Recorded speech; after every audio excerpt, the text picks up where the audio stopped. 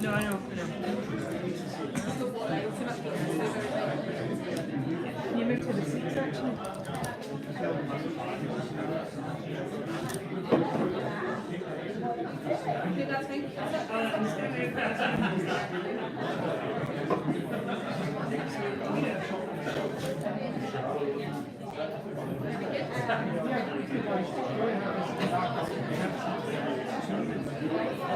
Yeah, just on.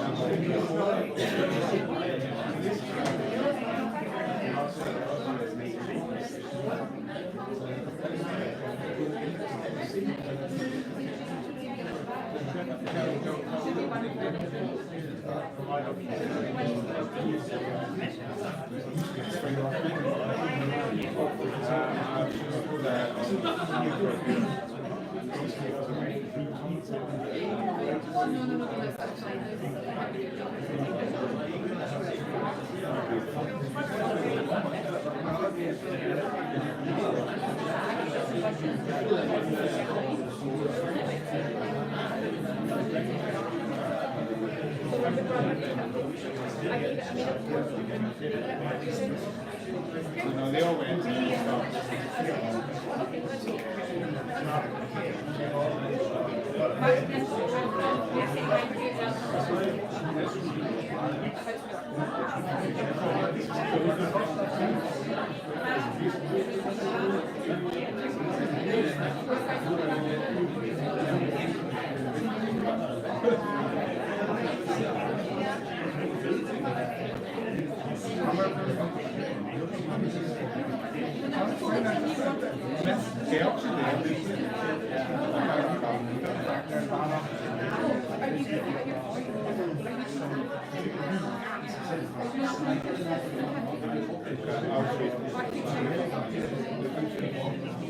Yeah, you might have done that last time. Somebody saved me from this trip, please.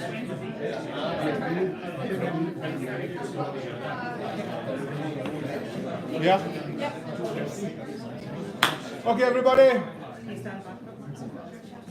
have to stand back a bit.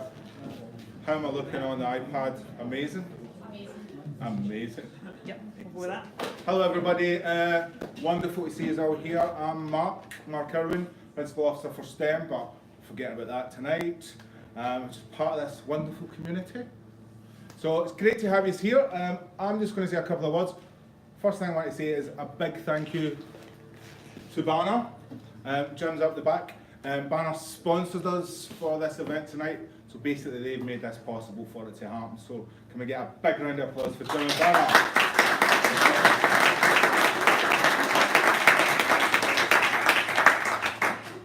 I'd also like to thank the donors. So we've got Robotical down the front here. Mark to the robot, you might know. And the reason why you all got a raffle ticket was at the break there will be a raffle for Marty. We're supposed to be like, ooh, instead of Jenny. Yeah, more effort. Come on, more effort. I'd also like to thank Twinkle for donating all the stuff. Yeah, so there's some Twinkle mugs at the back. There's also some Explorify stuff that Lynn has brought as well. So there's wee goodie bags. There's goodie bags on the table. So please make sure you take with you.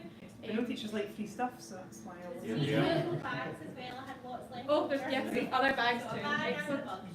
So much stuff, it's amazing. And I'm really glad that they interrupted me there because they didn't really know what I was doing. One beer down, let's keep going. So also I would just like to thank everyone for coming from all over on this quite crazy weather, etc. So it's great. But we don't really have many excuses because we've even got a delegation from Denmark with us tonight. Round of applause for the Danes. So if they can make it, how come I can't get back to Shawlands tonight? But never mind. So that's all I'm going to say at the moment. I'm going to pass over to one of them two, and I'll be tweeting from the back, I think, for the rest of it. I don't need You forgot to introduce you. So this is Hannah. Hi. You normally like it. Anyway, so I'm Hannah Christie, I'm the STEM Development Officer for Glasgow City Council. And I'm Alex McLaughlin. I'm the Primary Science Development Officer for Glasgow City Council. And as Mark said, thank you to all of our sponsors and donors for this evening. This is the STEM SLF TeachMeet, and for anyone that doesn't know what a TeachMeet is or hasn't been to it, it's an opportunity. Speak louder. Teach the voice, Hannah. Teach the voice. Okay. For anyone that hasn't actually been to a TeachMeet before, is that better? No? Oh, you've been to too many to be doing that. Okay. Anyway, for anyone that hasn't been, it's a kind of platform where teachers can share good practice, ideas, lessons, anything they think of interest or note with each other. We're also streaming this live on YouTube tonight, so it will be there for you to watch back if you would like to do that. Or share with others. Or share with others, yes, share with other people in your faculties, schools, establishments, etc. But really, Alex will give you a kind of breakdown of how the night's going to go, if that's okay. Right. So the presentations are made up of 2-minute presentations and 7-minute presentations. They are meant to be quick and informal. I will also be timing, and when I say I'll be like cutting you at 2 minutes, you'll be off. That's it. Okay? Very So strict. the idea is that if you do run out of time, which you will, that during the break that you catch up with people and you continue on those conversations as well. So 2 minutes and 7 minutes, and there is is it a randomizer? Is that what we're calling it? Yeah, we put all the names of the presenters in a randomizer, and you're just picked at any order. So it's to keep you on your toes until you come up, and then after that you can enjoy any Some of the drinks that beverages you want. of Yeah. your choosing. So ideally, the person that goes first gets to enjoy the most drinks. That's what we did last year. We went first, and I'm not going to say it ended the best, but I it had was too good. much to drink. That's what happened. Okay, I celebrated too much. You're on after. camera. Well, I made a mess of it last year too, so it's all fine. Right, so we'll just We'll just get started. It's probably a wee bit quiet up the back. Yeah? Yeah. So maybe if people want to move further down, if that's all right. I feel I should explain the cause of the noise. I can actually pause it if you like. That'll make it quiet. I don't think it's 3D printer. It's actually not that loud up here at all. Maybe it's just down the back. Maybe a wee nice bit. segue, Grant, like it. Yeah. I don't think it's anything to do with that. All because of my printer. Yeah, right. My ears close around. We can look.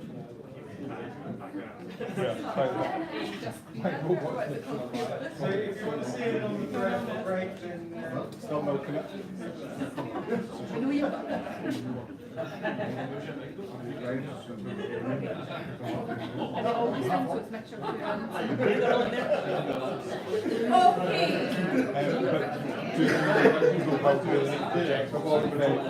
You guys are really quiet. Okay.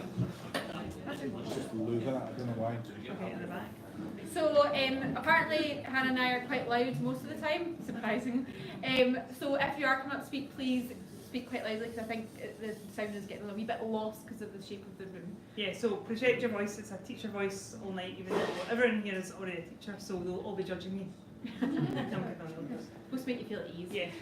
Okay, so Hannah, if you click the random name picker, that's the term that's been used. Oh, Ian Menzies. Ian's first up. Round of applause, Ian.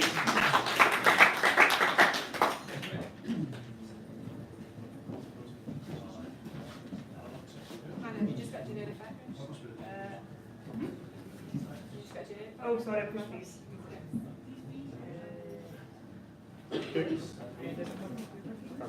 Ian was actually the last person to sign up, so this is a punishment for. No, so random. Hi everyone, I'm Ian Menzies, I'm the Senior Education Officer for Sciences and STEM at Education Scotland. Just want to give you a quick update about all the exciting STEM stuff that's come up through the new STEM strategy. It was published last October, so we've been really busy, so trying to get everything sort of moving with this.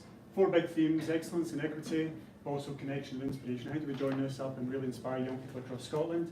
It's not just about schools, adult learning centres, community learning development, secondaries and primaries. It's a 5-year strategy. First thing we did was publish this new STEM self-evaluation framework. All the best ideas we got from working with 5 school clusters in Scotland over the last 2 years, we put into this improvement framework linked to how good is our school for. So a really good place to start for your STEM journey. We'll shortly be this year launching a new STEM award, and this will be the basis, hopefully, of the new STEM award. Base programme, Serene Wood and the Wood Foundation gave us £1 million to really see how we can improve science and STEM in Scotland. We've now got a team of about 11 primary science development officers. including the STEM Glasgow team, and also we've got Emily from the Highlands here with us today. So really trying to improve professional learning, coordinate professional learning around Scotland, just expanding to another 5 authorities just now. We've also advertised for 6 new regional STEM advisors to work within the new regional improvement collaboratives. These are going to be really key people coordinating professional learning for all the practitioners across Scotland. We're hoping they'll arrive by December this year. We are working to set up college STEM hubs around Scotland. These are all now being launched in 13 college regions. They're also going to have a really important role to coordinate professional learning, linking practitioners with employers, with the developing young workforce regional groups, science centres and festivals in the mix, universities and so on. So that's a really key part of the infrastructure. We really care about improving gender balance in STEM. We're in the process of recruiting 6 new gender balance and equalities officers for Scotland. We've been working with the Institute of Physics and Skills Development Scotland for the last 2 years. A lot of really good learning. It's not just about girls into physics or computer science, it's about boys into biology, also about boys into literacy. So we want a real whole school approach. And remember, DYW is a really important part of this. How do we contextualise STEM? So we really want all the schools in Scotland to be embedding and implementing the career education standard. Tomorrow's a big STEM day. It's Scottish Learning Festival. We've got a STEM Live, keynote speakers, STEM demos. That's me.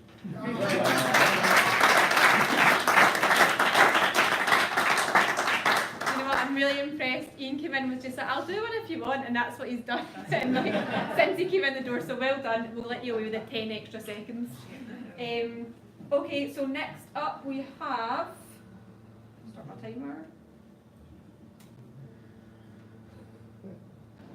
Lynn. Woo, another 2 minutes, so hands sail Lynn.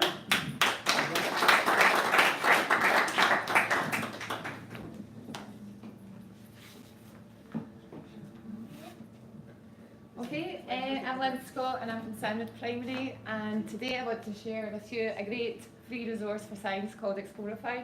It's a website called Explorify, and you can sign up. You struggle to maybe teach science because we've got an overcrowded curriculum, a lot of money to resource yourself, and also it's a lot of time and effort. This website allows you to teach science on a more regular basis. 15 minutes, you're being able to develop the skills of a scientist, comparing, questioning, contrasting, discovering, awe, maths. There's a few different sections of the website. You can do odd one out. So you're looking at the kids' questioning skills. They're comparing and contrasting. You also have some hands-on activities. You can just go to Home Bargains or B&M and get everything there, and they're really discovering. All the children get included, and actually we're developing real scientists here. Okay, when we're doing the science at school, it's pretty much given to them. Here they're discovering a lot, and it's free. I would suggest that you sign up. You can use it as starters, not just primary, secondary as well. Here's the different types of activities, what's going on. You've got to think what's happening in the picture, hypothesise what's going to maybe happen in the video. So you're developing all these skills here. There's other activities such as the little video clips as well. Really good. It's all well sourced. It's all part of the Scottish curriculum as well. Different topics, year groups, activity types. You can choose. Do it as a morning starter anytime, and I would suggest that you use it. You're right.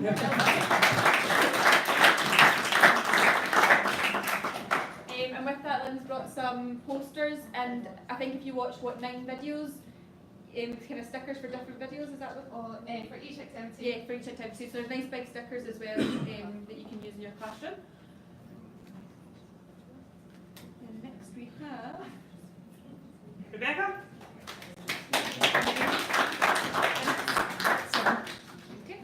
And so Rebecca's doing our first 7-minute presentation of the evening. You got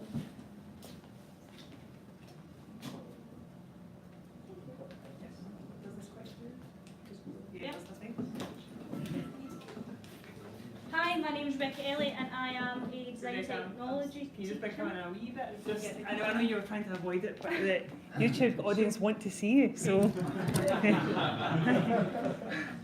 Hi, I'm Rebecca Elliott. I'm a design technology teacher at Larbert High School. In 2018, we won the STEM Learning Secondary School of the Year, and also in 2017 it was STEM Team of the Year, and 2015 we were STEM School of the Year for the Scottish Education Awards. At Larbert High we have Schools of, which are linked into the DYW agenda. We have STEM Academy because we felt like we needed young people to develop skills for the future. STEM Academy is built into our curriculum, so this is over and above students' science, technology and engineering periods, and it's for BGE pupils to give them the invaluable opportunity to specialise in an area of interest. In S1, they focus on renewable energy and energy for the future, where they are awarded a Bronze Crest Award. They get to visit Glasgow Science Centre and Torness Power Station. In S2, they focus on natural disasters and STEM careers, where they get a Silver or Gold Crest Award. They have a trip to Munich, where they get to go to the BMW and Audi factories, and we also enter into the Big Bang competition and the Go for Set also. This is us at the final this year. In S3, we still focus on the project-based learning, however they work towards our skills for work. So we have looked at the 3 big industries: energy, construction and health, and that's what they work towards in that 3rd year. So what's the value of STEM Academy? Well, they have the opportunity to work with a range of industry partners, like some of these on the board. They develop key skills such as enterprise, critical thinking and problem solving. They get to engage with real life projects. So for example, at the moment S2 are working with Atkins to deliver a city of the future, and we're also working with the Army for pupils to design health bars for soldiers on the front line. The idea of this is to encourage young people to go into STEM pathways such as university courses, training and apprenticeships. I felt like we have 250 pupils in STEM Academy, and we've managed to successfully engage the pupils. However, I felt there was a gap that we actually needed to engage the parents. I feel like if we want our young people to go into STEM careers, the parents need to see the value of it. So what I've designed is the STEM vocational programme, which is a family learning programme which aims to fully support young people to develop soft skills. The goal of this was to raise awareness of STEM education and increase pupil and parent STEM capital, so they're not only getting exposed to STEM whilst they're with us in STEM Academy, but they're also taking that home and working at home, researching on the computer, as their child working on social media, looking at STEM topics, for example. We want to address the STEM skills gap. I wanted to create a community between myself, the parents and the pupils, and also still encourage that STEM pathway. How have I structured it? Well, I have it in blocks of 5 sessions. I had an overwhelming response, so I have a Tuesday session and a Thursday session. They run for 5 weeks, and in each week it's an hour long. They work on, currently, the Stop the Spread project, which is a CREST project. At the end of this, the parents and the pupils will get a CREST Discovery Award. Within session 1, they do a bit of team building, then they go into their planning and research, their refinement, model making, testing and evaluating. At the end of these 5 weeks, they then leave with a STEM toolkit, so that is all paid for. They leave with a new challenge, and the idea is that they complete this at home as a family. They take what they've learned during the sessions and they do this at home. We then all come back together for the celebration event, where I've got industry professionals coming in to act as judges. So this is funded by PEF. They pay for the STEM toolkits and the course and materials. They also pay for the CREST applicational cost, which is about £3 per head. I decided to target pupils within our attainment gap so we can measure the impact. I also target pupils out with STEM Academy so that there is that equal opportunity. The kids that are not within STEM Academy can still get that STEM exposure. I also look at pupils who would benefit from building these soft skills. I have worked with the Educational Welfare Officer to identify families that might benefit from this programme. For example, maybe families or parents that have had a negative school experience, they can come and see how education's changed. And I've also worked with the resilience group to see if there's any pupils that want to build any confidence. I've had overwhelmingly positive feedback. I think the first quote is what it all comes down to for me, is that it is about the project, it is about the research, but at the end of the day you want them working together, communicating, taking what they've learned home, talking about it, coming back in and they're enthusiastic about it. That's my main goal. So what was the impact? Well, I've had parents and pupils gain awareness of STEM careers. Participants are self-reliant and able to make informed decisions. Each and every one of those designs are so different that I really think it's fostered their creativity. It's prompted discussions and building common interests within the families, and it's given awareness of modern day teaching and the implications. A lot of the parents said to me, like, wow, do you do this in the classroom? Yeah, that's what we do now. It happens every day. So what are my future plans? Well, I hope to utilise the STEM leadership team, which is a group of pupils that we have at Larbert, and I also want to use the pupils that have completed this block to act as mentors for the next round. I want to link with industry to create a STEM campus. I want to encourage group activities with more than one family. That's some of the feedback that I had, is that families would actually like to work with other families as well as within their own. I want to link with the cluster primaries to deliver a similar course, and I'd like to potentially have some form of excursion for the families that have been together. Thank you.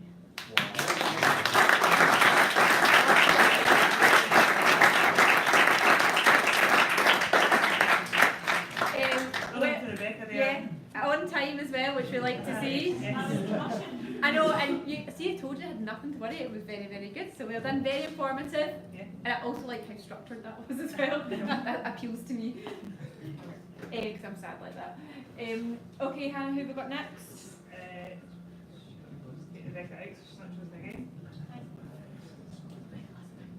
Miles? Miles? Okay, Right, good. can I plug in? Yes, yes, you can move over. How long is Miles yet?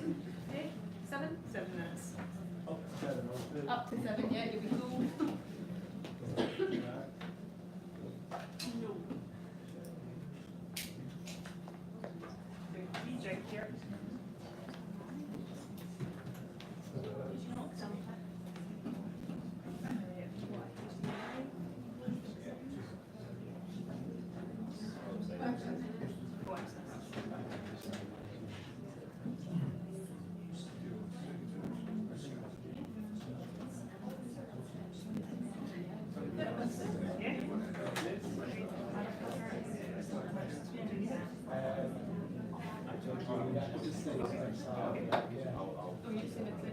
Oh, I'll just say next slide.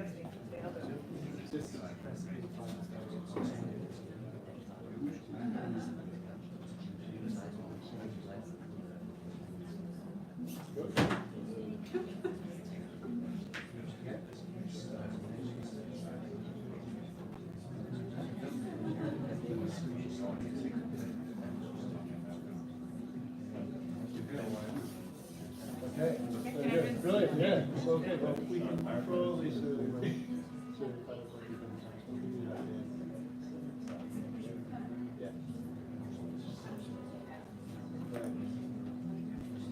Great.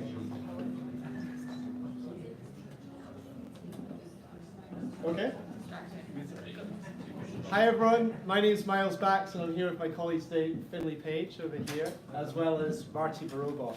I'm going to quickly give you an introduction to Marty, but don't worry, I'm not going to spend too much time on that. The purpose of today is to give you a bit of a rundown about some of the workshops that Finlay and I have been doing over the summer period, a few summer camps with Marty Barobot, and how that might be useful for you guys in the classroom. So, brief bit of history about Robotical. We are a company, a robotics company based in Edinburgh, and we have a small number of staff, up to 7 now, and we've been running for 2 years. We've got around 3,000 to 4,000 Martys out there in the market to date, all around the world, and our biggest client is actually based in South Korea. So there's quite a lot of option for potential cross-cultural and cross-school collaboration with Marty Barobot. So we've had a number of awards too, and we're very proud to have won Best New Product at the Made in Scotland Awards this year as well. So next slide. So yeah, you can see here we've got a few countries that are particularly interested in Marty Barobot, and we're already getting some requests from teachers around the world thinking about linking up with fellow Marty Barobot schools, and that's something we'd very much like to encourage. So Marty Barobot, walking, dancing, football playing, eyebrow wiggling robot that allows you to demonstrate some basic coding concepts to your students. Start with Scratch and then progress with Python, C++, JavaScript, different coding languages that are used in the real world and in the workplace today. So we think at Robotical that learning about robots is important. The workplace is changing, and we want to demonstrate to kids the amount of possibilities that you have in this new world. And often the media is focused on potential downsides of this new industrial revolution, if you like. And we're trying to demonstrate that at Robotical, robotics is actually pretty good fun. And there's a lot of learning that can be done, and it should be a very appealing subject for students in the future. And Marty, as you will see, is quite a fun character, which you can personalize, be that with stickers, 3D printed parts, different colors, different hats, different costumes. And over the summer period, we had a pretty good fun Edinburgh School's coding competition, which featured a number of very interesting costumes, which we might be able to show you in a bit. So we had a coding competition, and this was run in collaboration with City of Edinburgh Council. We had 33 schools took part in this competition. The task for the students to qualify for the grand finals, which featured 6 schools on the day at Forester High School, was to create a short, miniature, 15-second music video featuring Marty the Robot. So the kids had to go away, think about some coding concepts using Scratch, getting Marty moving, and then personalize with some nice costumes, some backdrops, etc. And we then made a grand final. We had 6 schools, and the kids had to get their robot around an obstacle course and have a bit of a race to the end.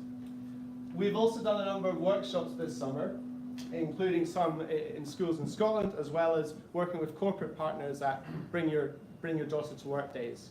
These have allowed us, again, to expand the concept. So rather than giving kids a 15-second video that they had to create, we allowed a freer reign for the students. So Philly and I went into a number of places. We had groups of 4. In general, we would have a team leader, we'd have a chief coder, a film director, and a music director. And the kids would have around an hour and a half to come out with a pretty cool music video. They had a lot of fun. Our personal favorite, I think, we actually had a workshop in the new walkie-talkie building in London, the top floor of this very smart office complex. We had a group of kids creating a music video. The backdrop was incredible. It was overlooking the Shard, all these brand new buildings. But we had these kids, rather than using the window and the backdrop, they created a large kind of canvas piece with various trees drawn on it, etc. And that was a great backdrop to a music video. So it gave us a bit of a laugh. So you can find out more about robotical.io. We're very keen to work with loads of teachers, and particularly keen to start some collaborations between schools. So we want to build a community where we have teachers sending in their various challenges that they give the kids, whether that is creating a dance routine or scoring a few goals by using a robot. We'd love to hear from you. So please do get in touch, and I look forward to speaking to you all a bit later on. Thank you very much.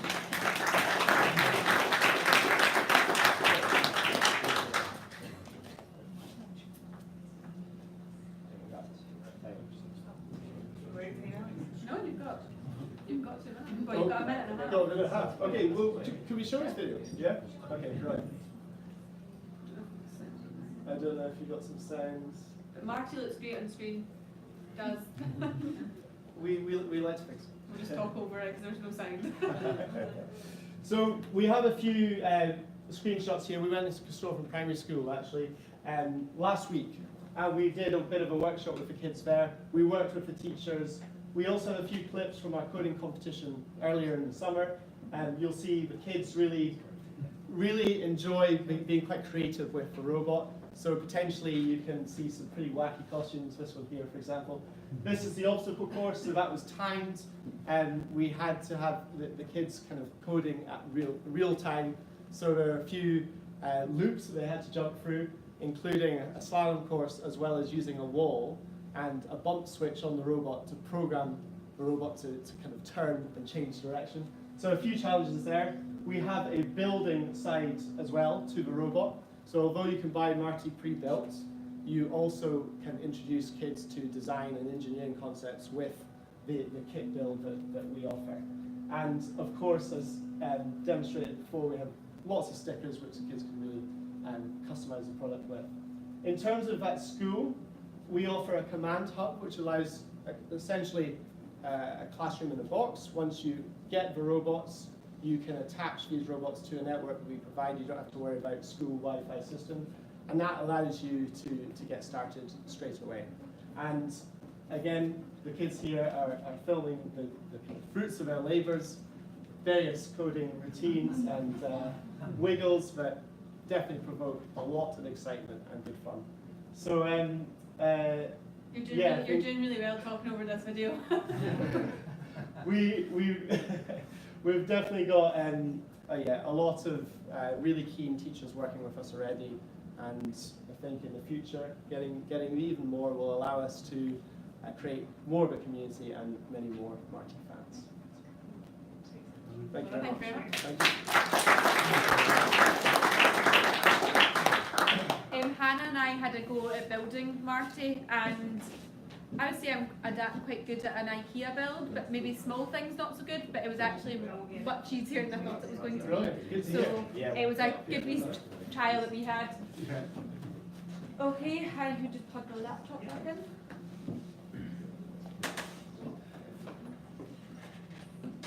Obviously, it's really slick with the STEM team, isn't it? With all the changing of laptops.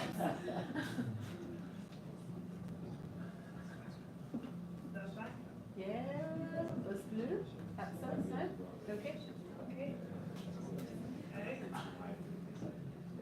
Okay, Paul. Danny? How many minutes are you called to? Is it laughing at pictures? Nah, none.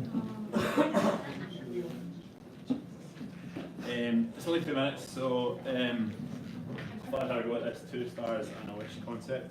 I hope this does widescreen.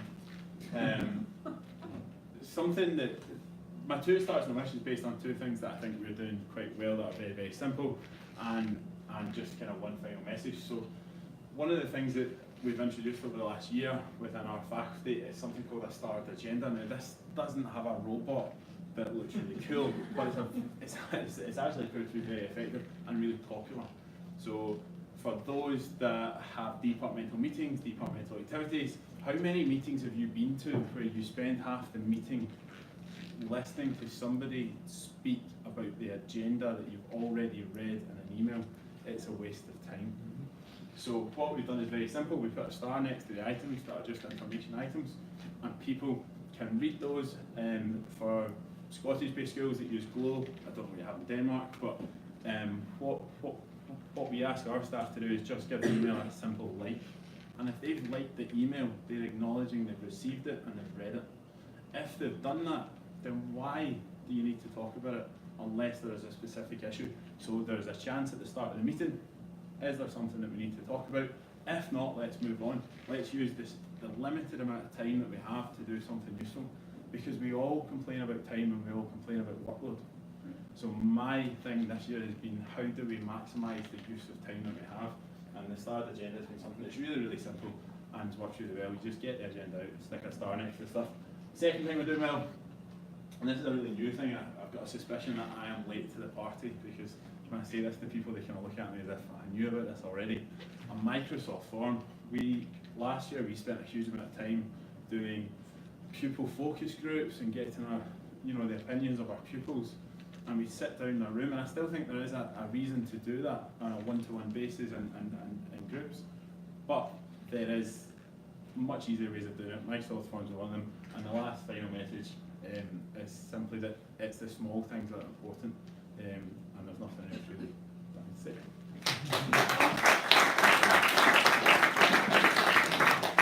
Thank you very much. Okay. Next one up, we have Christina. Yeah? How many minutes, Christina? 2? Have you got things?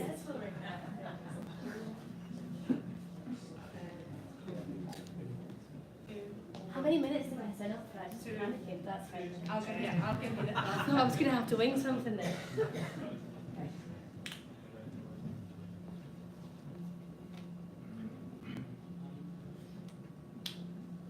You've just shown the email that said I was not organised. I said that 2 hours I ago. see the pen drive, but Ian saw me earlier, I made a real mess of it, and I think I've taken your No, no, it's okay. But you're here, so it's like. Okay.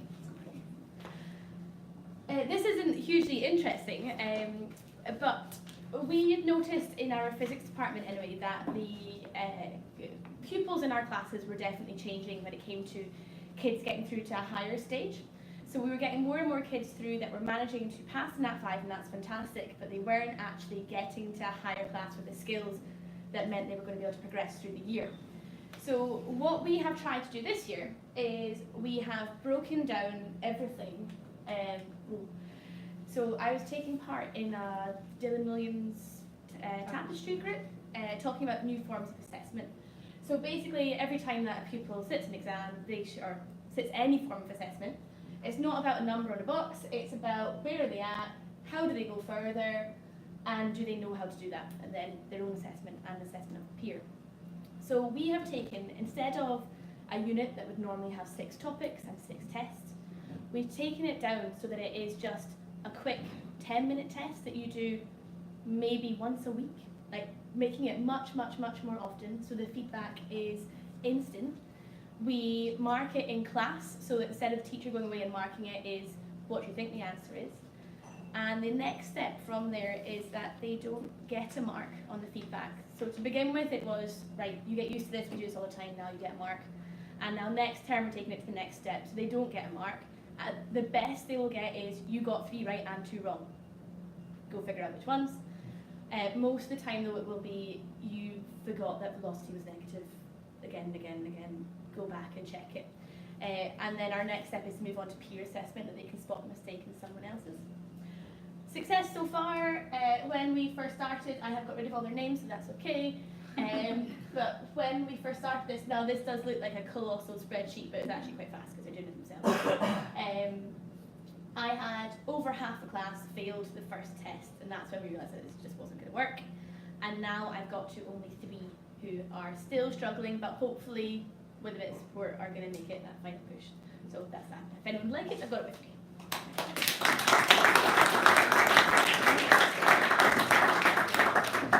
Thank you very much, Christina. Next up.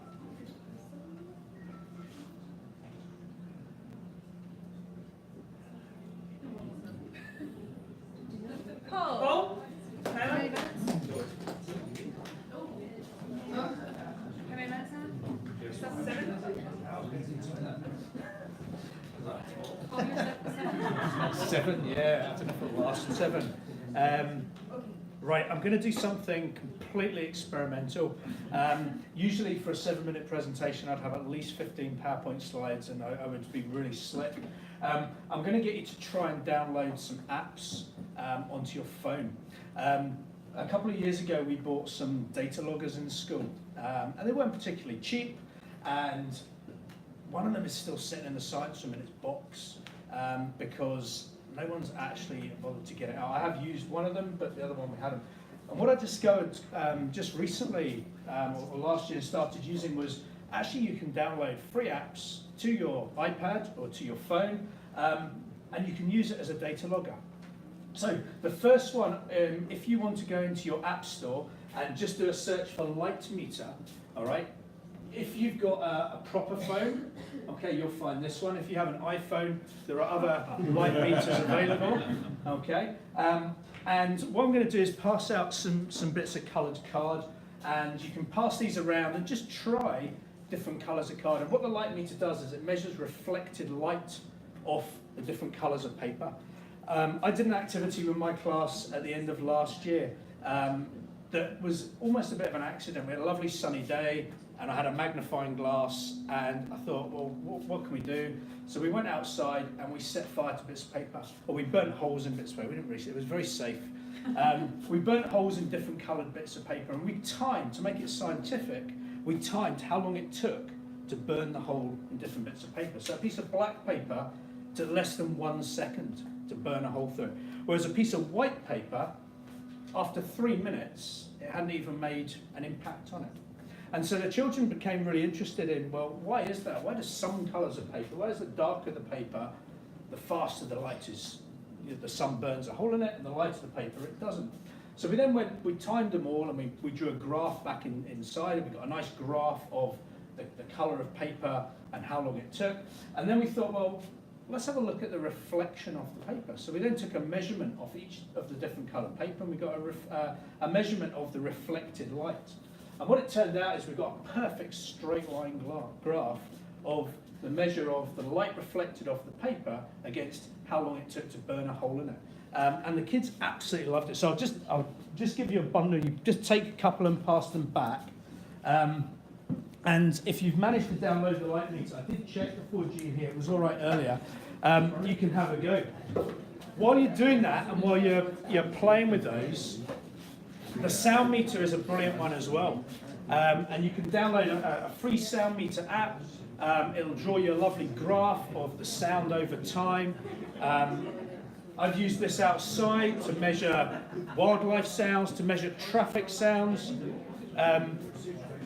We put an iPad out in the school car park, and we measured the level of noise in the school car park from 8 o'clock in the morning through the sort of rush hour, and then through the rest of the day. And we highlighted times of day when the car park was particularly noisy. The final one then is this kind of multi-tool, and a simple search for this sensors multi-tool will find this one for you. And this gives you a whole range of options. So you can measure boring things like how much battery you've got left and how much Wi-Fi, but it has an accelerometer on it. So you can give your iPad to a child and get them to run across the length of the pitch or around the playground, and you can measure their acceleration and deceleration, or as they do an obstacle course. You have a gyroscope in it, so you can get kids in PE holding an iPad and spinning around and doing gymnastics and doing dancing. And you can measure on here, and it gives you a lovely little graph, and it measures how their body position changed. It has a magnetometer in it, and I was using this with primary 3 children who I was teaching magnetism to, and we'd had a look at a wee video of them measuring magnetic fields electronically, and I said, well, actually your phone, not your phone in primary 3 hopefully, but your parents' phone will measure magnetic fields, and it's a really sensitive magnetometer. I did warn them not to go home and put massive magnets near their parents' phones. But even with a tiny magnet, like a fridge magnet, bringing it closer, my phone has one of these silly wee magnets on the case, and even that, you can measure the magnetic field of different magnets. And what I was able to show them is how a horseshoe magnet has a different shape magnetic field to a bar magnet and to a ring magnet using this. And they could see it really simply. You have a pressure gauge, which is really good if you're doing stuff on the weather. You can measure the air pressure through this. This one also has a light meter and a linear acceleration one. And if you're brave enough and you happen to throw your phone up and down, you can measure the linear acceleration in 3 different directions using your phone. The magnetometer was really interesting, and the children were fascinated. Well, why would you ever want to measure a magnetic field using your phone? And that got us onto a discussion about the Earth as a magnet and how your phone has a compass. You can download a compass, and so it needs to be able to measure magnetic fields. And I'm sure lots of you have had that ridiculous thing with Google Maps where you're kind of doing this with your phone, hoping that no one can see what you're doing. And that's simply to reset the magnetometer in your phone. So a smartphone, an iPad, a tablet, other tablets are available, I'm told, can be turned into a really powerful tool that you can use in a range of different ways across the curriculum as a source of collecting data. And I'm passionate about the importance when you're doing science of collecting data and then using some maths to analyse that data. And I think it's something that quite often when we're doing science, especially in primary schools, we miss that step. We do a nice experiment, we do a nice investigation, but we don't actually measure anything, and then we don't do any mathematical analysis on it. And I think if we can get primary school children into that mindset of, we're not just doing this for fun, we're doing this to collect some information. And that information is usually numerical, and if we've got numerical information, we can do some analysis, and we can use our math skills to do some analysis, whether that's drawing a graph, whether it's calculating averages, it doesn't matter. But that link between science, using the technology to collect information, and then using some math skills is really important. Thank you.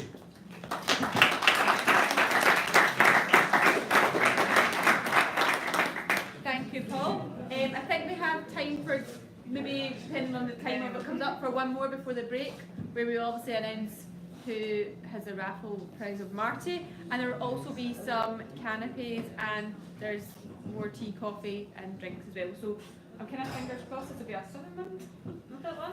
And it is. Yay! Is Hillary going here? Yes? Great.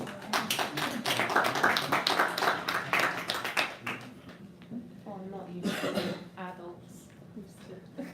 Most of the people in the room don't be adults, so that helps. Okay.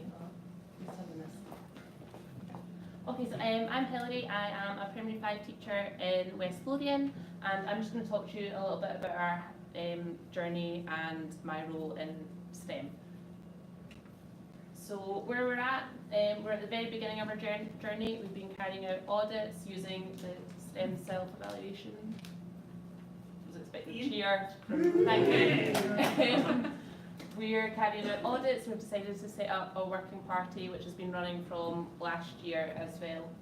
We're lucky enough that we've managed to get a food and textiles teacher funded by PEF, which is excellent, and she works from primary 1 up to primary 7, delivering different things linked in with the topics based in our curriculum. And my role in it is I am the digital technologies person. I studied coding at university previously, so I'm big into that. So implementing STEM, we're currently carrying out an audit from nursery up to primary 7 and trying to bundle relevant E's and O's to try and make STEM truly an interdisciplinary subject. Currently, a lot of teachers are just doing like standalone STEM, and they don't really realise that STEM is something that happens every single day in their teaching. I'm currently running a primary 2 to 3 STEM club, and we're trying to make links with developing young workforce by getting Edinburgh Uni involved, and at the end of the year we're organising a World of Work Week, which came from our careers day last year, which was just aimed at primary 7, but we're hoping to get the whole school involved in that. So why teach coding? A lot of teachers in my school are a bit like, coding, don't want to do that, don't understand it, it's like learning a new language. Well, it is. I mean, I put down in my CV that I speak 2 different languages, HTML and JavaScript. No one needs to know that though. It's great. It teaches so many things other than an additional language. It's problem-solving skills, creativity, group work, science, maths, all in there. It's great for making links with literacy. So I've used Scratch for telling stories, getting kids to animate their stories. Builds confidence. So I'm trying to run CLPL sessions for staff, saying that there's cake available. That's slowly getting them through the door. So with infants and newbies, I'm doing a lot of unplugged coding, so not having to use a computer. It's a good introduction to writing code and getting you to think about the steps that are involved. So I've been using this little hot dog game, where it's basically you need to collect the toppings for your hot dog on the board, but you need to avoid buckets and mops and things like that. And it's getting them to think about, okay, I go up to, I go across to, left, right, that sort of thinking before we get them using a computer. Yeah. And then I got them to design their own game, and their partner had to solve that as well. So Scratch, what is it? A lot of you will be familiar with it, but it's a free website suitable for ages 8+. There is Scratch Junior as well, which is suitable for the younger children. It's great for creating short animations, games, and it develops problem-solving skills. There's a lot of people on Twitter that have great unplugged activities for Scratch as well, like Donald Feist and Laura McKern, I think. Sorry? McKirkin. Sorry, Laura. So linking it to other resources as well, to make it more interactive. We've linked it with Play-Doh, Jelly, but I also used a Makey for this, and they create coded games on Scratch, which was then controlled by them high-fiving someone, which they found was great, using Jelly, plugging it in, things like that. Yep, Makey, it's great, turns everything into a touchpad, and it's great for teaching materials, finding out what's conductive, what isn't. We use the microbit, which has a really similar interface to Scratch as well. It's, I know a few people here have got microbits in schools. Yeah, a little controllable chip you use, and it can come up with LED lights. You can make patterns, but then you can use it with different things as well. Again, I've used that to teach conductivity. So we made this. What's the like? We loop it around. It goes Like operation. like kind of like Operation, yeah, which is great fun. And the kids then they turned the microbit into a scoreboard as well.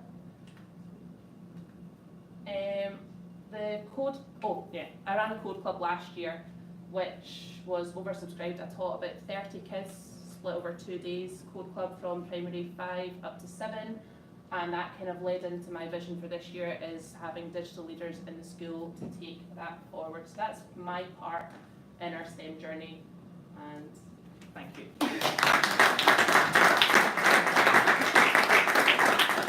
Ellie contacted me on Twitter maybe like 2 weeks ago, and within like a week I had her signed up to do this, so she'll never contact a stranger on Twitter again. I'll put it off for life.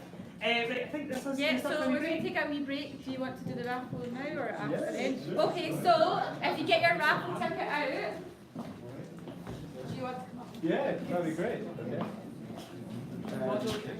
So don't, they're not folded very well. So, okay, I just need to make, Mark, you make sure you're taking a picture. Okay, so make sure you get your raffle ticket. If you've lost it, it's Mark's fault. Yeah, if you've not got a raffle ticket, if you lost it, bloody Mark. Right, I'm not looking. Right.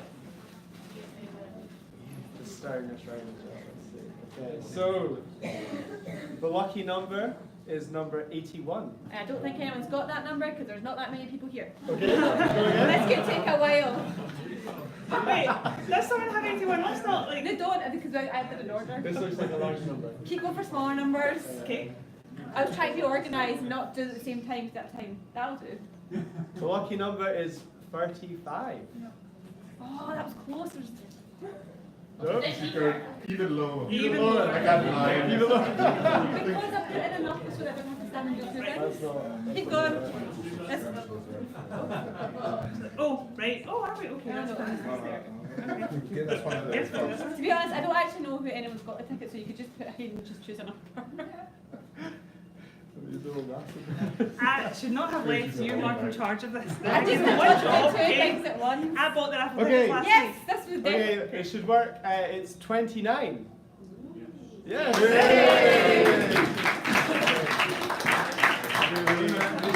Oh, yeah, sorry, yes, sorry. Good luck. Wait, are you? Which school are you? So I run code clubs Oh, and brilliant. have that code owners. Okay, Oh, well, super, ideal. right. Ideal. So, Excellent.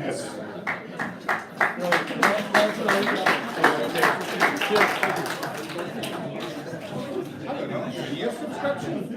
A year subscription? Oh, and we've also been Breaking given news, breaking news. another prize. I didn't know. And I don't have a ticket, I'm quite annoyed because I quite want this. So, we'll do it again. Do you want to come up, Gillian? And you can play that game that Miles just played as well, find the low number.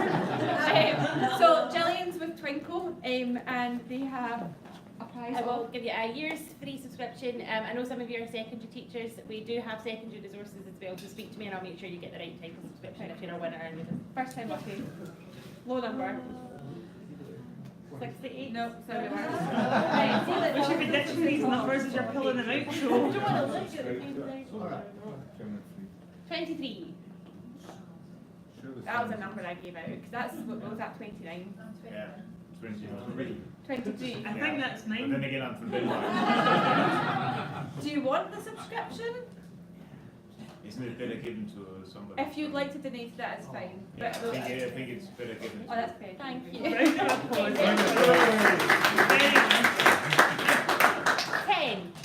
A nice early arriver. 10. 10. Who? Someone must have 10. One I definitely and give zero. This is turning. Another round of applause for our day's college. 27. Yay! Okay, so now there's canopies and drinks at the back. Please help yourselves. So, do you have a picture? Oh no. Oh yeah.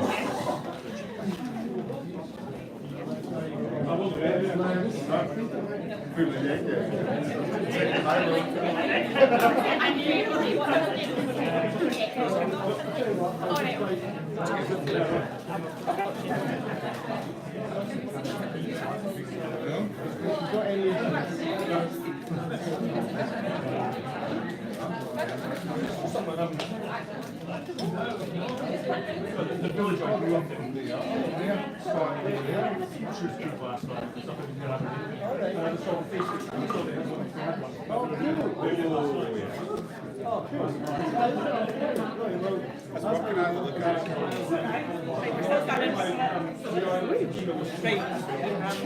You just shout out, Hannah?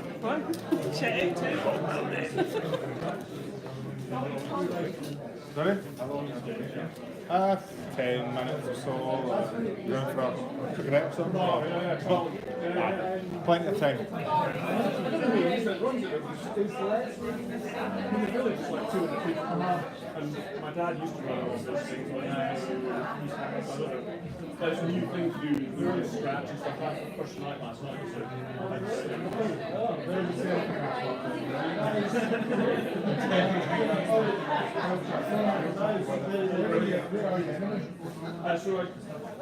normally we're like primary for around just our community-based physical computing club. I used to have the in Houston. Yeah. So I don't know if you know any guys from okay. Oh yeah. So I suspect this might make it over to them.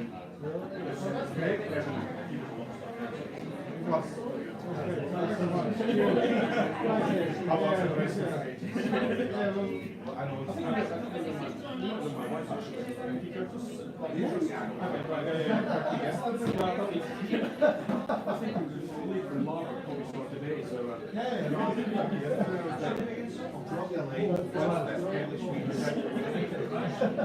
I was in the previous one.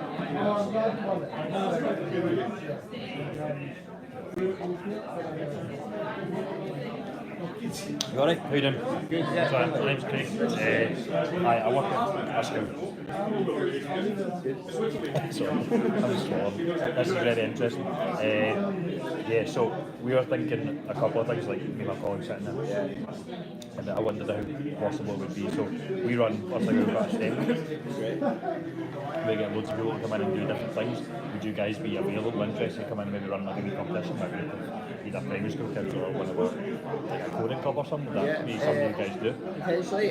So we're a product company. Say again, sorry? We're a product company. Cool. So coming into schools and performing particular tasks, it really depends on our scope and distance. So we're based in so easy enough. yeah, so it's actually at the football period, so we're trying to into that's really valuable to us. So yeah, certainly I'll give you my cards. Yeah. Contact me after that, so we'll just website on there. So yeah, you guys can contact us to get some arranged. We've done that quite a lot with schools like Glasgow and Edinburgh. Already up and as well, so yeah, the central belt. Awesome, cool, that'd be amazing, because we do that, we do the World of Work Day where we kind of run Microsoft and guys in, so really interesting to have that. The last thing I was wondering was, like the stuff you didn't, like, was that the competition, the music video and all that? like we're trying to get stuff into our primary schools for STEM. Like how easy is it? Like say if I got like a group of S5-6s and got them the kits, could they run that? Like is it easy enough for them to kind of run that idea with? So S5-6 are running for So basically they would come in and then they would take the kits out to primary schools and say, okay, we've got an afternoon to make a music video and then do like a competition between the primary schools. Is that just when you were saying that, but that's an idea that we kind of came together? Would that be a possibility? Absolutely. We can get primary kids to deliver a workshop on videos. It should be simple. Thing, we find that when we use Scratch, the kids are teaching adults. Yeah, I mean, that's fucking no idea. Exactly. So yeah, that's absolutely the problem. S5-6 shouldn't actually have an issue. If they're familiar with Scratch itself, we find the only issue with that I can foresee is trying to Scratch and not be able to do it. Other than that, the high school kids not really understand Scratch. So we need to have someone there who... And I know we use Scratch in the high school, so great. So we could at least that skill. Yeah, so how much is one of these? So a single party, these are 198, including VAT. So you're 150 during the event today. But our main offer is a class pack. So we offer 10 parties in a class pack. With that you get your charging dock, your hotel box, and also the Wi-Fi dongle. This is really valuable for us.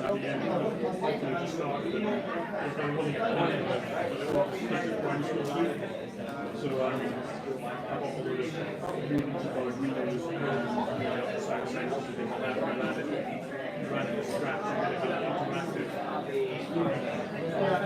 So we're just programming Scratch. Since then, it was ordered in which is why just time again.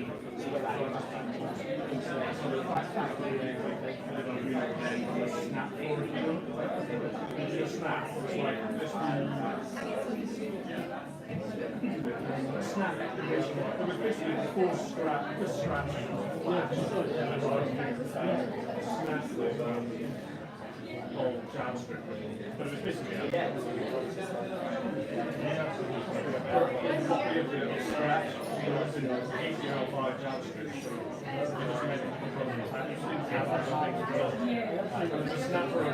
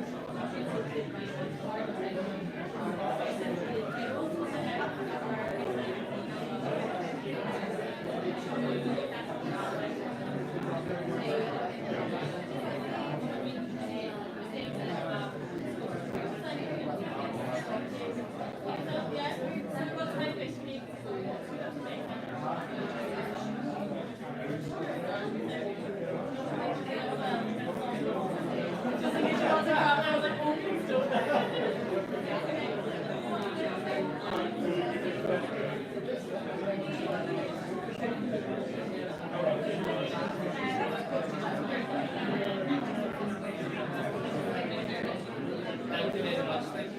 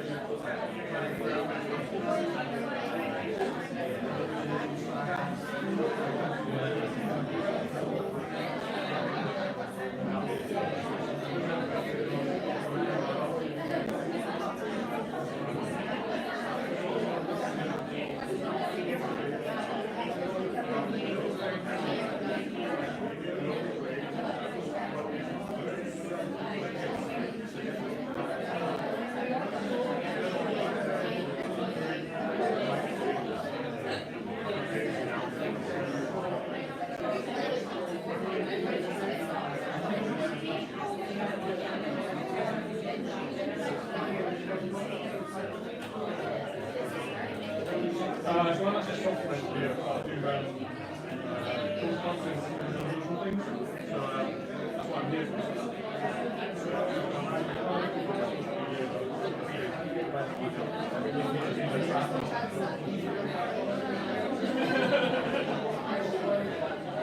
Yeah, no.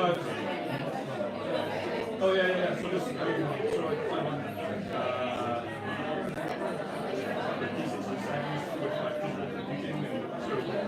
basically things that scratch, but without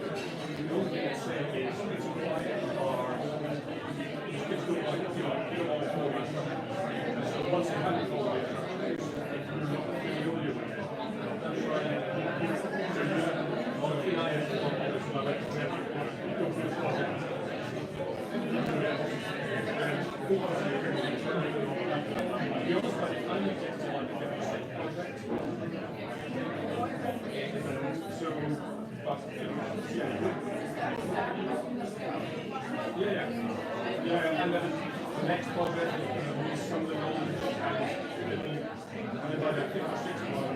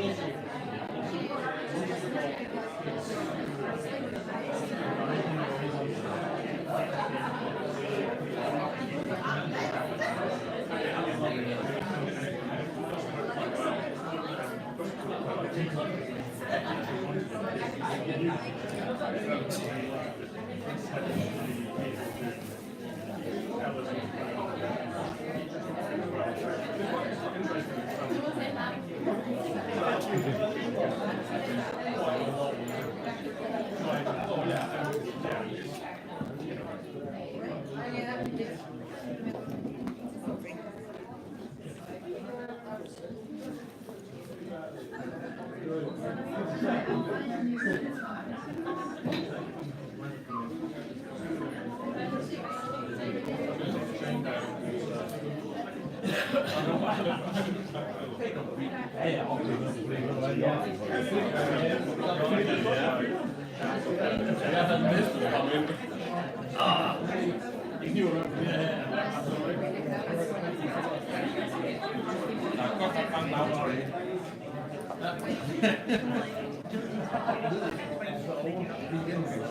tror jeg der er en samtale. Der står det så godt.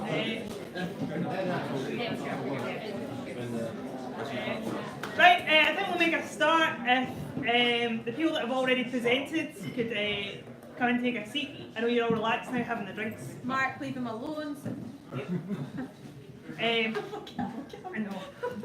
Right, we're actually going to invite a couple of people to speak briefly before we continue on with the presentation. So we have Gillian from Twinkle that's going to come up for a couple of minutes, just to tell us a wee bit about what's on offer on the Twinkle website. A really good font as well, if anyone wants to know, really good font. So I'm sure there are primary and secondary in here. Primary are probably a little bit more aware of Twinkle and what we can give you, but we also have got secondary resources for Twinkle now. They are still in the process of being under the English curriculum, so with KS3, KS4 labels, but if you're teaching maths, maths is maths, no matter where you're teaching it, so they are transferable, and that is on the business plan to get moved into CFE. I am a primary school teacher by trade, but then I had lots of babies. There's only 2 of them, but they feel that there's a lot more. So I'm working from home with Twinkle at the moment. This week we are hosting a STEM TeachMeet online, so it's a week-long TeachMeet. I know these are only here for a few hours. We're having a whole week-long one online. It's in our Twinkle Scottish Teachers Facebook group if you want to give it a follow. And this TeachMeet, which is being recorded, is going to be shared in that group tomorrow night. So sorry to those who have been talking. It's actually going out to 11,000 of our followers tomorrow. So thank you. Sorry, I forgot to say that. That's why I'm speaking, because I thought, do they know they're going in the Facebook group tomorrow night? So we've already had about 7 or 8 videos so far this week from people who have been mentioned tonight. Donald Feist wrote a blog for us. Lorna McEachran spoke last night about early level apps. We've had tonight there is a talk through tutorial from a company called Digitech, a lady called Stephanie Hepburn, some of you might know her. She is talking about how to create a virtual learning environment in your classroom. So if you want to join that Facebook group, that's all free CPD that's on there. It's this, but you can do it in your pyjamas at home. So I'm Gillian from Twinkle. If you haven't signed up to it, go and have a look. Sign up for the free account so you can look at the secondary resources, you can look at the primary resources, and then make your own decision if you want to update. Is my phone going? Because it's an alarm reminding me to talk. So yeah, so thank you very much, and thank you to all the speakers who've been speaking already tonight. I've really enjoyed it. Mugs at the back, help yourself. Please take the mugs and free bags, so help yourselves. Thanks very much. Next we have Grant from Cell Robots. He brought the 3D printer. I don't know if anyone had a wee look at it just over there, which we, St Glasgow, are using some of our schools. I know some other schools have them. He's just going to say a brief word about that. Hello, so the noise you could probably hear in the back there, I think there was some interesting acoustics. That was the 3D printer. That's my personal 3D printer that I brought here, and I think it's seen a bit too much knocking from side to side, and it's perhaps not as quiet as it was originally. But this is what it was printing here, and if anyone's using a 3D printer already, then I'm sure you'll appreciate this. There you go. Hannah and I were delighted at this last week because we didn't know. See there, no glue, no tape, no adhesive. So I'm not pitching, and that is a pretty good surface finish. Yeah. So I'll just leave this here. You can give this away. This is a special TeachMeet STEM badge, or this is our second one, remember we say. The first one was slightly more interesting because that was dual material, wasn't it? Yeah. So yeah, my name's Grant McKenzie. I am a 3D printing consultant, but I work also with the manufacturer of the robots, CEL, and very, very pleased to see what's going on in Scotland. I'm really delighted. Ian at the start talking about what's going on in a broader sense, and we have Paul, who was on earlier, just talking about the sensors multi-tool. I love that. That was amazing. I've been using that, it's still going on my phone. I'm sure it's creating all sorts of interesting graphs. Something that you may not know, but you should know. If you don't, please look into it. CAD, free CAD software out there. Yeah, so Autodesk.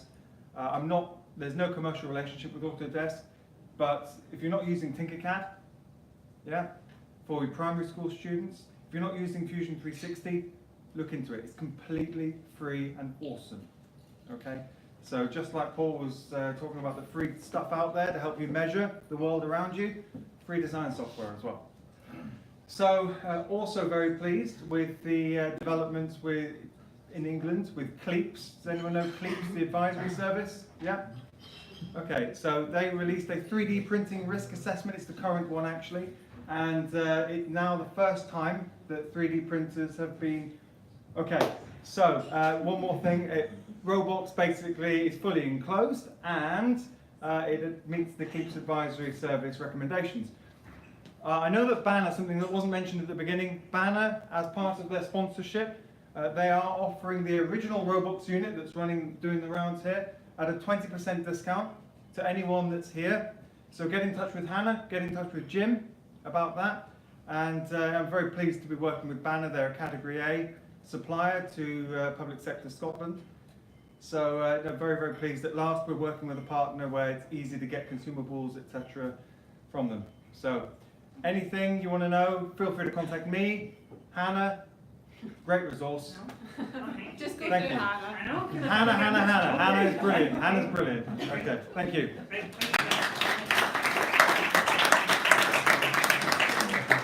This is PEI, by the way. This is polyethyramide. It's the same material that I believe printed circuit boards are made from.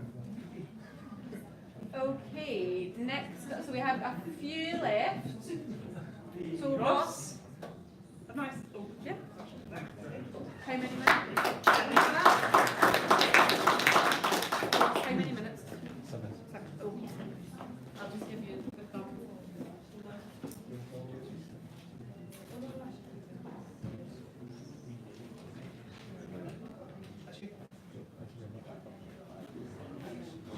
Hello everyone, my name is Ross. I'm one of the directors of Infinity Robotics. Our job is to go into schools, to work across the public sector, to work with out-of-school groups and corporate clients to make STEM subjects fun, engaging and accessible for everyone, so a slightly different bent from you guys at Robotico. There's a really great opportunity at the moment for young people who are interested in STEM and want to move into that industry. Currently we need 203,000 new engineers and programmers every year. However, there's a talent shortage of 59,000 people in that gap. Working with schools and working with teachers, one of the things that they often talk to me about is their problems engaging kids in code. This is actually something that we really excel at, and is actually one of the reasons for our excellent overall satisfaction rating. So what I've done today is put together a 4-point plan, which is really, really easy for you guys to follow, and hopefully you can include in some of your classes to engage more kids and young people in STEM. Oh, so can't read that, but okay. That's your first challenge. First challenge. What like coding? Okay, so first challenge. Okay, so first challenge. First step is if the physical world is always better than the virtual world. So we all know that software exists in the virtual world. However, there's more than enough opportunities nowadays to bring it into a physical world. So what we often find is that the virtual world is not particularly engaging. There's a lot of work goes into coding. Imagine doing 2-3 hours of work only to move a few pixels around, etc. You can bring it into the physical world. Guys, we've got the robot over there. You do that. If robots aren't your thing, you can have LED cubes, infinity mirrors, etc. And that brings us on to the next thing. If it's interesting for you, you can make it interesting for them. So if you find it engaging, for instance, you might be into robotics, that's great. You can have different challenges with that. You might be into different things, but one of the things that you can do is actually engage it around something that you're interested in. For instance, one of the workshops that we run is framed around Star Wars. There are 1.4 billion Star Wars fans in the world. The likelihood is that you have a few in your class. So the next thing is, the third point is to keep it simple. Coding is simple. It's logical and it's based around rules, and that makes it simple. So what I've put together is just a quick 30-second demonstration to show you how easily you can, or 30-second process that you can use. So first of all, start with thinking of your code as a black box. Define the inputs to that, so that could be you're flicking a switch, you're typing something into a computer, etc. Next, define the outputs to that. So that could be something. So that could be lights flickering, a motor's moving, something moves, text appears on the screen, etc. Then define the process in the middle. Now that's usually where people go wrong and think it gets hard, but actually it's not. No matter which programming language you use, whether it be Scratch, Java, C, C++, etc., there are only 3 programming structures: sequences, loops, and conditional statements. All you have to do is determine which combination of these 3 will be the most appropriate for you to convert between your input and your output. And in my experience as 7 years as an engineer, that solved 99% of my programming challenges. Finally, add a bit of competition to it. So competition breeds engagement. When we compete, we naturally increase our own expectations, and by applying just a little bit of competition, we can increase the level of engagement in STEM. So thank you very much. If you're interested in finding out more about us, you can follow us on Facebook, Twitter, or LinkedIn, our website here, or you can contact me directly through this email. Thank you.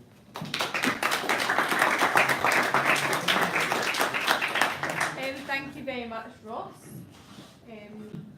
Lots. Thank you right there. You get next one, Hannah? Yep. Ian.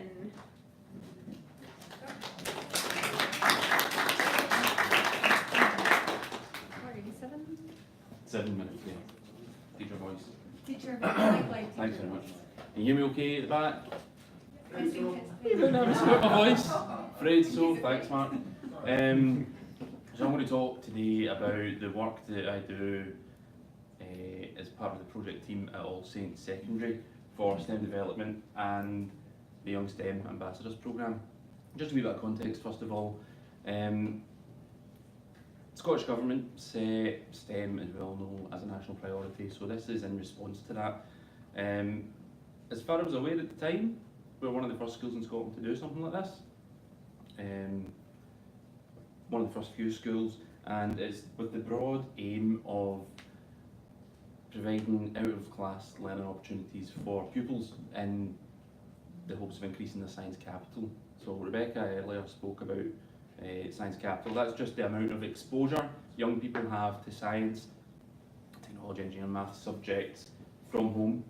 So we're trying to give them an alternative way of accessing all this curriculum and stuff. So just a wee timeline. I started it about 3 years ago. There was just one teacher, that was I, and I had 5 S6 volunteers that were very keen, dedicated. They were down in my department, design technology, every lunchtime, and because I'm not a maths guy, there was only science and engineering covered. And the S6 volunteers went away and they researched their own projects, they knew what they were doing, they had a great rapport with the kids, in S1, and it was really refreshing to see such good things coming out of them. A particular success story from that year was a girl called Brogan, and she was an 8 tearaway in 3rd, 4th, 5th year, and she turned it around in 6th year, and she was STEM captain. She was one of the most inspirational, I think. I talk about her all the time. Probably too much. So last year, we created a project team in the school. The head teacher thought it was very successful, so he said, how about making a project team? So I got 5 other teachers together. I'll talk about all our roles in a wee minute. We had 6 S6 volunteers, and the focus was mainly on science and engineering. However, we had a maths teacher in this time, so we were really able to hit the maths and hammer the maths. And through a mixture of fun games, using the interactive whiteboard for different things, the S6, we called them STEM captains then, were able to help the first year and second year learners really come on in their maths, and that was noted by the maths teachers, a particular strength of them. There were some after school activities in conjunction with our Raise and Attainment Youth Officer, and it was mainly lunchtime activities. All the while we're reflecting on this, we're coming together as a team saying what can we do better, we're using experiences working with STEM Glasgow to say what other things could we be doing here. So that brings on to this year, 2018. We have 6 teachers now and 15 S6 volunteers. We've also expanded the programme to encompass S3. So the S6 are called Young STEM Ambassadors. They're all trained and registered with Science Connect as STEM ambassadors, and they can go and be a STEM ambassador after that many times. Can you say that in one word? One sentence? However, the S3 volunteers are, we've got really some of the brightest S3 that are doing activities, and just like the first year, they're down every day, whether it's down in techie, up in science, up in maths, they're doing these activities. They're resourcing them, they're leading them, they're just telling the teachers what they want to do, and then the teacher says, okay, great. Really straightforward. I'll be here supervising, maintaining order, but other than that, go ahead. The biggest change this year is in supporting our learning community. So we are getting out and about. The S6 STEM captains, Young STEM ambassadors, sorry, have been working with a local nursery class last Friday, and we've got links with our associated primaries so they can go there and help them with STEM, because all of our associated primaries have STEM on their improvement plans this year. So that's big. I'll talk more about that later on. So the teacher's role, it's a team of 6 pupils, and I really am so fortunate to have such a great team here. We've got a biologist, 2 techie teachers, a physics teacher, mathematician, and ICT business admin teacher. So as well as taking on these roles within the group, they also do their own thing. For example, Emma Dixon, biology teacher, runs the Gopher Set competition. She has done every year she's been at All Saints.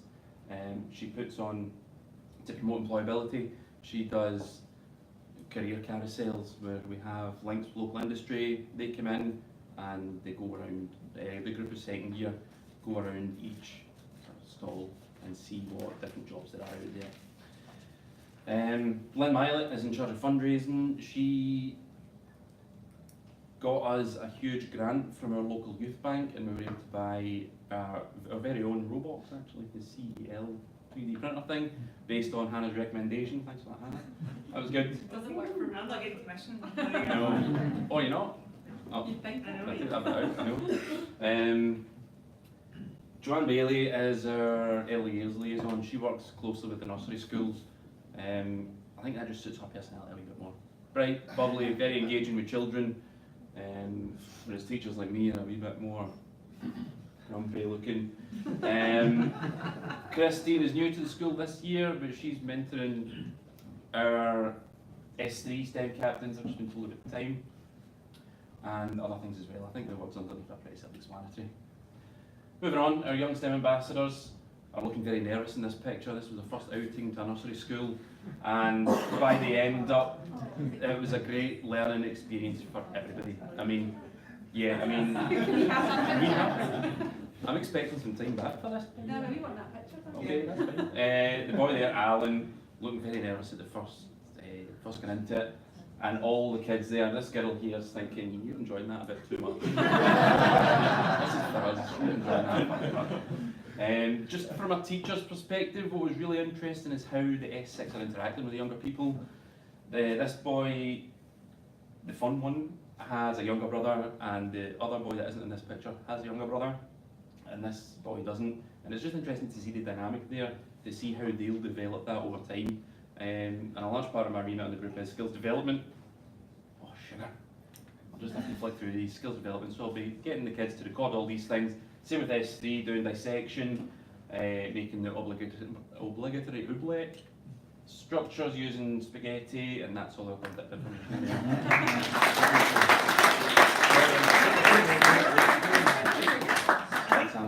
I think next time you can actually just show pictures of the kids in common. Like, Yeah, and we'll be like, can we steal that picture as well? Thank you. Ian's not the only person in Glasgow that's working with STEM ambassadors, STEM captains as well. No, it's fine. I mean, he's saying No, but there's lots of people doing it, and I know Paul, who is not here, I think he's at the very back, he's moved. They're thinking about doing it as well, so you guys need to speak to each other. But there's lots of really good stuff going on. And STEM ambassadors, if you don't already know about it, have a Google. Right, so it's Stephen Henry next. Stephen You give me a shout when it's about 5 minutes. Okay. No, that's fine. Oh, is that the beginning? Okay, so hello everyone, I'm Stephen Hendry, I'm the Education Coordinator for the West of Scotland, and I'm here on behalf of Royal Society of Chemistry. There is 3 of us in the whole of Scotland. Heather Milton is up in the east and the north, and we have Nicola Jordan who covers the whole of Scotland as well. So between the 3 of us we cover most of Scotland, and we're out here to support teachers, primary and secondary school teachers, and help them with science, in particular chemistry. So, just to start off, so I'm going to introduce you all to the Royal Society of Chemistry. I'm not going to stand up here and tell you that it's a great thing, I'll let the statistics do that for me. So this was done by an independent company, and they were looking at our members. They asked them, how do you rate the Royal Society of Chemistry? Along the bottom, 2014, 16, 18, excellent, good and fair. So as you can see in the majority, everyone is quite happy, rates the Royal Society of Chemistry. Again, rating the Royal Society of Chemistry in terms of their benefits, the services that they provide, and again, as you can see, year on year, we're increasing, so the members are fairly satisfied. Again, so what do the members think of the Royal Society of Chemistry? So again, they were asked, do you think the Royal Society of Chemistry advances the excellence in chemical sciences? And again, as you can see, it's increasing with this bit going from completely. So on the whole, it's very positive to be part of the Royal Society of Chemistry. Again, they were asked, are you the world's leading chemistry community? So as, again, for our international guests, this is a worldwide, so we have offices all over the place. Unfortunately, the education coordinators are only in the UK and Ireland at the moment, but there are still RSC resources, I'm sure in Denmark, all across the world. Again, so they were asked agreement of the following statements, and again, just straightforward questions. As you can see, on the whole, it's fairly positive. Strengthens the voice of chemical sciences, recognise the importance of members, etc, etc. So in terms of member engagement, again we asked them, how do you feel that you engage? And at the top there, I'm proud to be a member of the RSC. That's over 91% of our members say that. Okay, and again, reasons for joining the Royal Society of Chemistry: be part of the appropriate body for professional interest, maintain competence, enhance knowledge, support my career. Again, all positive. And again, remaining Royal Society of Chemistry, be part of the appropriate body, etc, etc, exact same. So, what does the RSC offer school? Now I'm going to talk about some of the resources. All of these resources are free. There is no cost to the teacher. We will come out to your schools.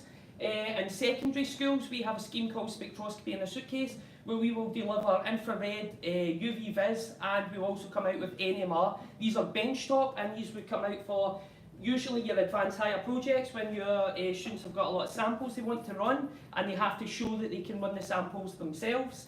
We also run workshops with that as well. So we have this thing called the Learn Chemistry Partnership, and I hope you're all familiar with that. You have one person at your school can sign up to it and they will automatically get Royal Society of Chemistry membership for free.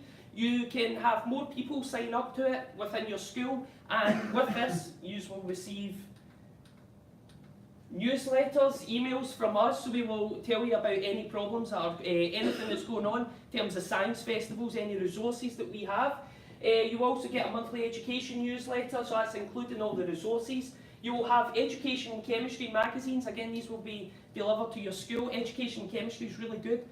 So it's the whole of the UK, it's magazines, and it's looking into how we can use chemistry in education and schools, etc. And again, as I say, you have complimentary RSC membership. You also have discount for continued professional development. Again, that's only for one member, but you're getting a discount, I think it's up to about 25–50%, you're getting it off it. So we've had some schools that are members that don't actually apply the discount. So if you are a member, someone at your school, just have a word with someone about that.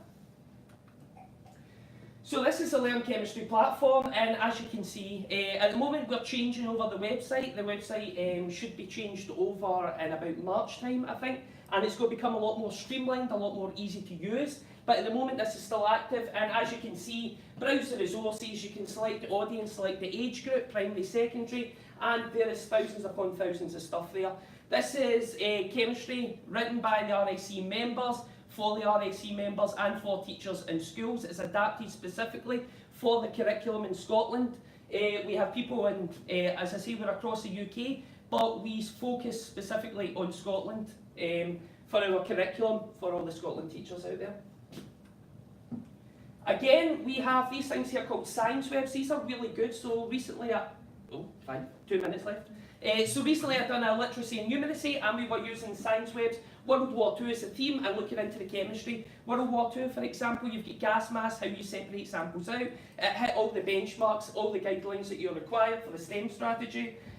Future in chemistry, careers, etc. We have Chemistry World. This is a magazine that you can have access to. You can go on, this is free, it's all on the website. And we have different articles just talking about the chemistry here. And again, we've got opinion pieces talking about the essential stuff. Why do you use Chemistry World? So the professionals, it's keen to keep up to date with everything. Teachers, they use it in their articles, use it in the school classrooms. Students, it helps them prepare. So this is maybe a little bit more university, but it's good for students at secondary to get involved with everything. And again, we're trying to keep up to date, importance of chemistry. This is it. Woo!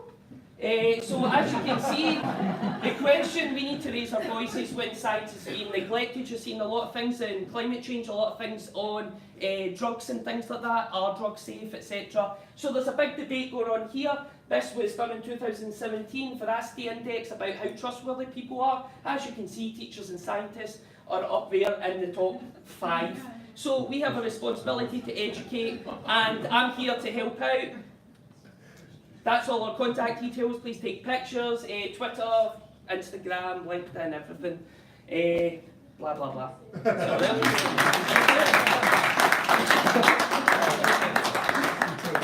Thank you very much, Stephen. Am I right in saying that Royal Science Chemistry still offer a grant that you can apply for? Yeah, so there's travel grants we're currently doing so that any students any teachers want to travel to these courses.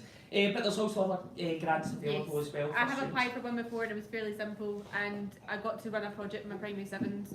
I think I got about £150, but it lasted for the primary 7s after that as well, so good for a grant. Yeah, definitely. Money. Kirsty Crowley? She emailed me a presentation but didn't come and say hello, so I don't know if she's here. Gonna guess. And moving on something. Okay. So then that leaves us at one left. No, there's two. Oh, you've been one. I did promise you'd be late. And you're last. And you're last. Right. Dorothy, would you like to come up? Round of applause for Dorothy.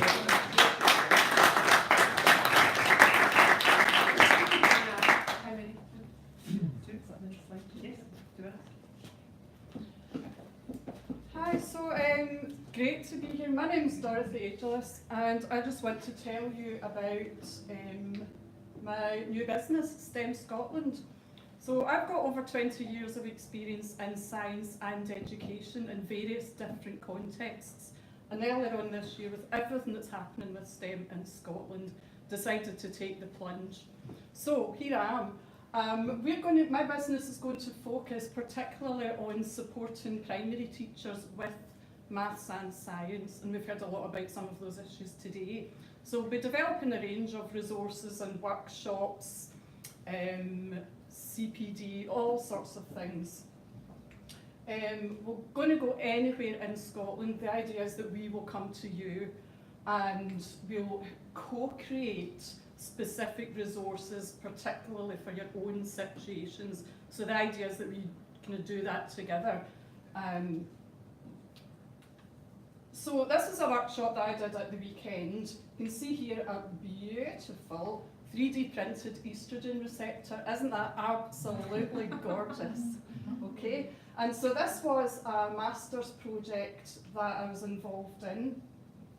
And what the student did was to produce this structure. She got the protein that is basically made up of. She got that from the Protein Data Bank, which is a huge big database, and then uploaded, by various software manipulations, uploaded the file onto this Sketchfab, which is a free online repository.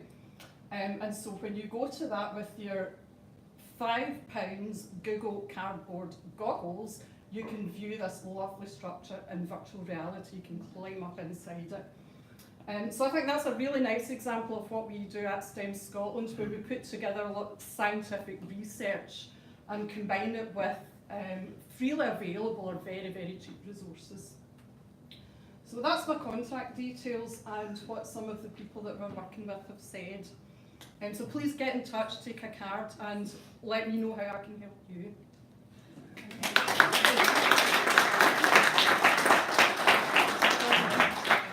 Right, and last but by no means least, even though... I want my name for that. Okay, right. Okay. Right. What's it called? The name picker? This was just a random name picker. But Yeah, the that- random we name were all picker. asking, but it took ages to Oh, look, find. you get more than one name. That's it, you. Okay, hold on, I'll put in like these from her. Oh, you're still laugh. That's my Dr. Evil name. Dave. I'll use yours.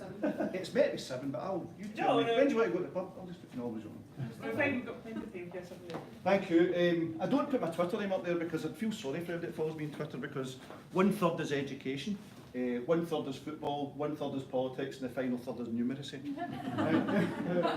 So, I did a very similar presentation here at Pedigree Goliath recently, which was really, really well supported by Twinkle. Sorry about the mugs, Gillian. It's a long story. And since I'm the last speaker, just very, very briefly, I'd like to thank Hannah and Alex and Mark for arranging this. Absolutely brilliant event. And the corporate partners. Is that what you say? Is that how you say it? Our supporters. Supporters, partners. I can't remember you all because I was sitting there getting more and more nervous. And you might have noticed I was enthusiastically clapping every single speaker.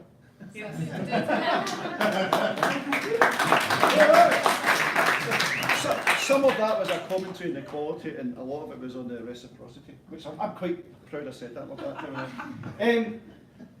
About 3 years ago, I had an epiphany. I was getting really, really angry at the fact that more and more times I was trying to follow policy and do things, and the kids' attainment was flatlining and doing this. And I cracked up one day and I thought, how do pupils learn? And I got involved in Research Ed with Tom Bennett. When I went there, I discovered Professor Daniel Willingham, who is, in general, they always argue, probably reckoned to be the best psychologist, neurobiologist linked to education. But there are controversies associated to him.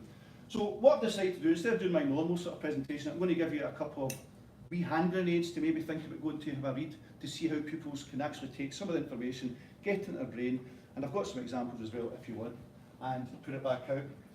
This is a quote which Carol Hendricks of Wellington College in London, his full-time job is as a researcher, teacher. So he just researches science, research, psychology to see how pupils can learn better. And he always put this in the front of his books, wrote the book with Robin McPherson from Dollar Academy, which is called What Does This Look Like in a Classroom? A brilliant filter, a brilliant refractory lens from, here's all the research, what does it look like in a classroom?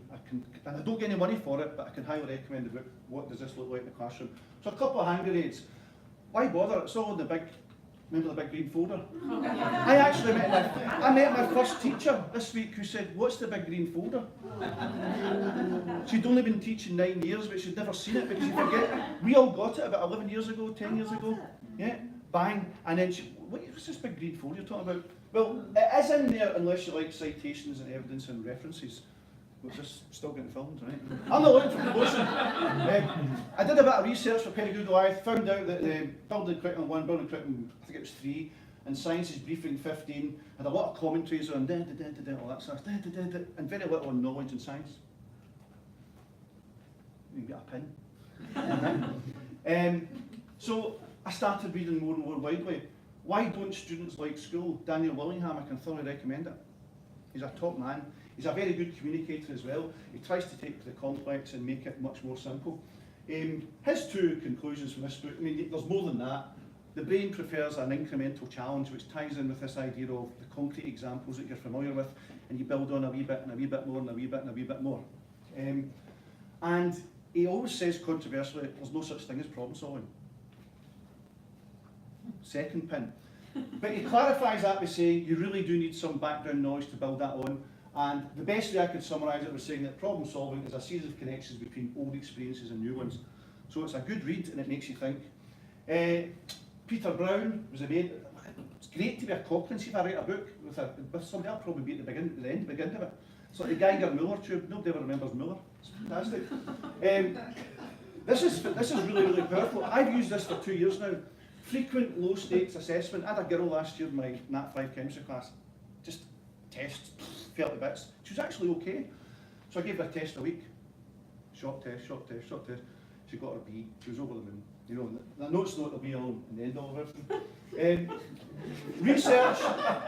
Research consistently finds that quizzing is much more productive for learning than passive study techniques.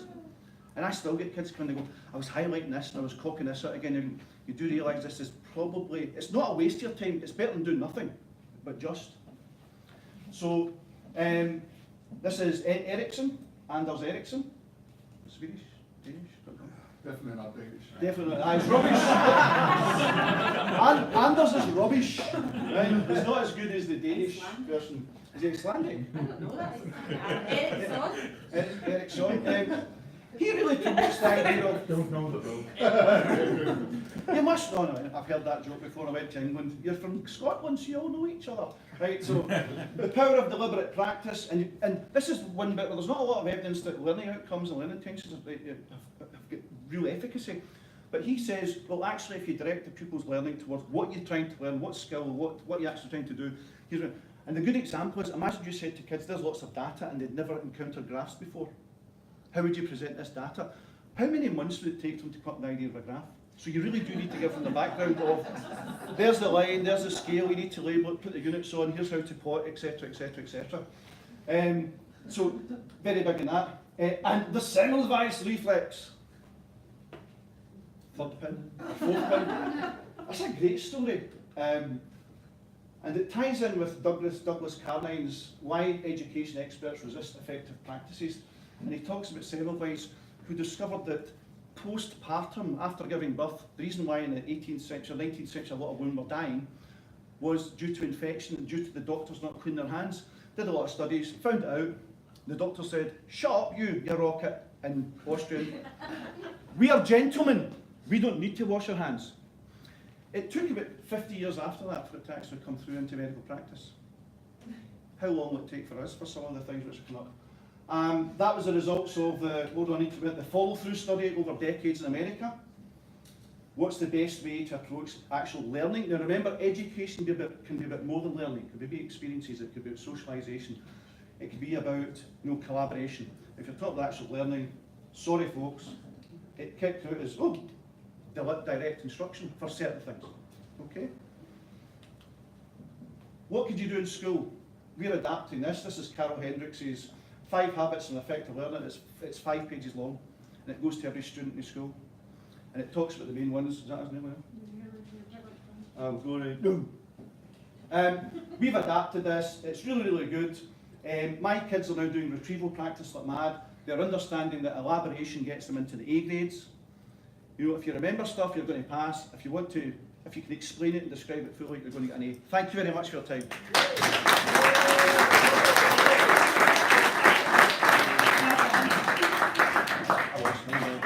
See you later, thank you. Well, I was going to the clicker, but I just bought this the other day with my Amazon gift vouchers. This is mine. So, I was just going to say, one last thing, can we just have a round of applause for all of our presenters this evening?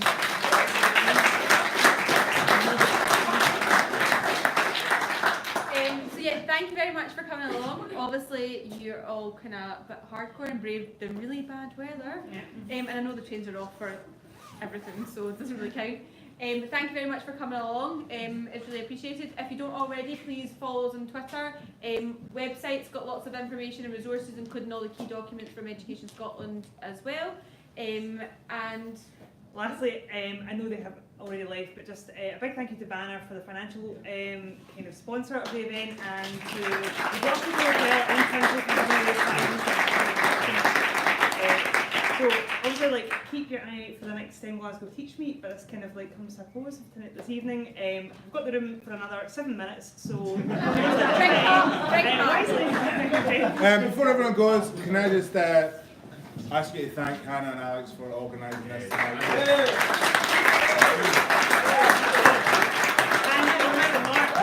I had nothing to do with this. Ready to organise.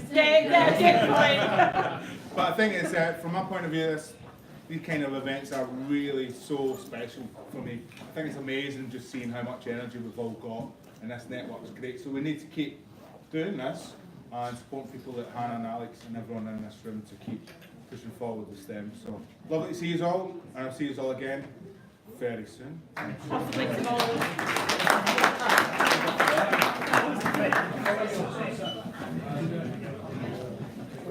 I've got it. In fact, you know what, we'll just take it. Excellent, well done. Say bye. Bye.